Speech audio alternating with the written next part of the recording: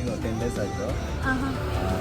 Address ಬಂದು BTS main road, Tulasa garden, near ಶನ್ಮಾರ್ಗ್ನ temple. Opening 7 to night 12 ವರೆಗೂ ಇರುತ್ತೆ. And it tastes so good. Yeah, especially in the night time.